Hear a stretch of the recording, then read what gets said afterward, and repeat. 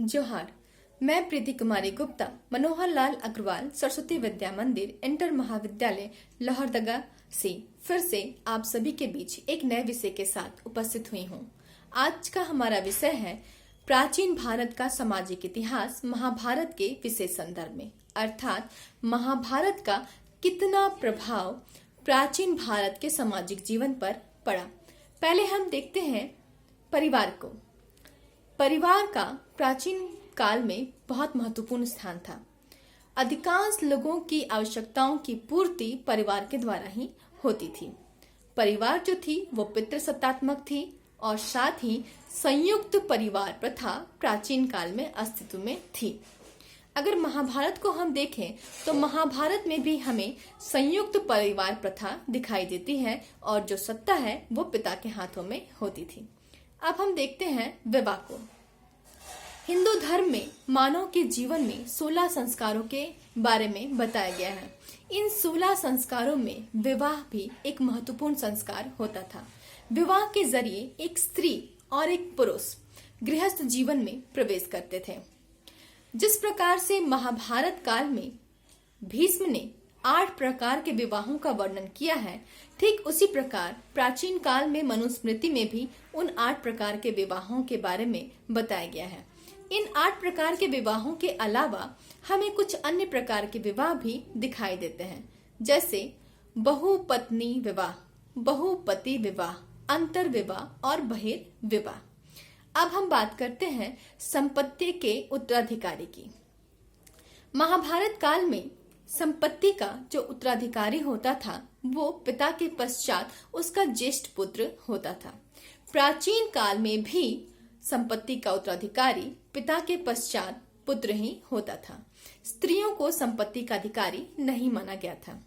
अब हम बात करते हैं स्त्री धन की। स्त्री धन सबसे पहले जानते हैं कि होता क्या है।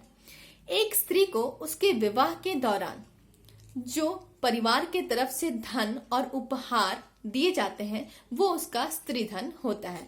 इसके अलावा उसके पति के द्वारा, उसके परिजनों के द्वारा जो भेंट और उपहार दिए जाते हैं वो भी स्त्री धन की गिनती में आते हैं। इस स्त्री धन का उपयोग करने का अधिकारी केवल और केवल स्त्री होती है। उसका पति भी इस स्त्री धन का उपयोग नहीं कर सकता। केवल संकट काल की घड़ी में उसका पति अपनी पत्नी की इच्छा लेकर, अनुमति लेकर इस स्त्री धन का उपयोग कर सकता है। साथ ही उसे ये भी निर्देश दिया गया है कि संकट से उबरने के पश्चात उसे अपनी पत्नी को ये स्त्री धन वापस करना होता है। स्त्री धन के उत्तराधिकारी की बात करें तो उस स्त्री धन का उत्तराधिकारी उस स्त्री का पुत्र न होकर उसकी पुत्री होती थी। अगर किसी स्त्री की कोई संतान नहीं है तो उसका स्त्री धन का उपयोग उसके पिता और भाई करते थे। अब हम बात करते हैं वर्ण व्यवस्था के बारे में। सबसे पहले हम देखते हैं कि वर्ण व्यवस्था के बारे में ऋग्वेद के पुरुष सूक्त में यह बताया गया है कि एक विराट पुरुष के शरीर से 4 वर्णों की उत्पत्ति हुई है। उसके मुख से ब्राह्मण की, भुजाओं से क्षत्रिय की, उदर से वैश्य की और पैरों से शूद्र की। ठीक उसी प्रकार से महाभारत काल में भी शांति पर्व में बताया गया है कि ब्रह्मा के शरीर से ये 4 वर्ण की उत्पत्ति हुई है और साथ ही 4 वर्णों के रंग भी बताए गए हैं।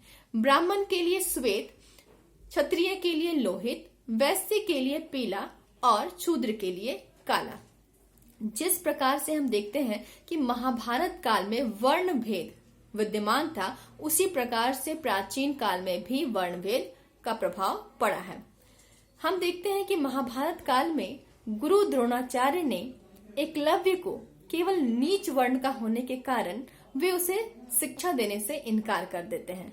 तो इस तरह से हम देखते हैं कि महाभारत काल में वर्ण विभेद था और इसका प्रभाव प्राचीन काल में भी पड़ा है। प्राचीन काल में भी हम देखते हैं कि वर्ण विभेद किया जाता था। इस तरह हम देखते हैं कि महाभारत का जो प्रभाव पड़ा है वो भारत के प्राचीन सामाजिक जीवन पर काफी हद तक पड़ा है। तो उम्मीद करती हूँ बच्चों कि आप समझ गए होंगे कि क्यों महाभारत को पढ़ना जरूरी है, क्योंकि इसका बहुत हद तक प्रभाव हमारे प्राचीन भारत के जीवन शैली पर पड़ा है। धन्यवाद।